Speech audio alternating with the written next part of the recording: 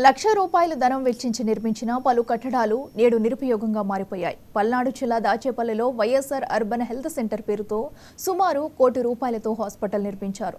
ప్రస్తుతం సరైన వసతులు లేక వాడుకలో లేకుండా పోయింది. హాస్పిటల్ను 5 నెలల క్రితం స్థానిక గురజాల శాసనసభ్యులు కాసు మహేష్ రెడ్డి ప్రారంభించారు. కానీ నేడు విద్యుత్, నీటి సౌకర్యం లేకపోవడంతో ఈ హాస్పిటల్ని స్థానిక వైద్య శాఖ అధికారులు మూసివేశారు.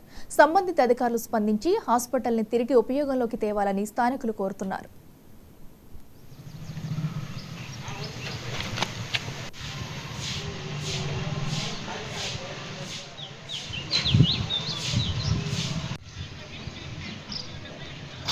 పత్రికల్లో ప్రకటన కోసమే చెప్పి హాస్పిటల్ ఓపెన్ చేశాడు తప్ప అక్కడ ఎలాంటి సౌకర్యాలు లేవని కూడా సందర్భంగా తెలియజేస్తా ఉన్నా.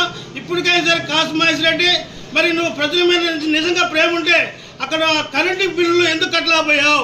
ప్రభుత్వం నిధులు తీసుకొచ్చి ఎందుకు ప్రభుత్వం మరి కరెంటు బిల్లు హెచ్చించలేకపోతుంది? దీనికి ప్రజలకు సమాధానం చెప్పాల్సిన అవసరం ఈరోజు కాసు మహేష్ రెడ్డి మీద ఉంది.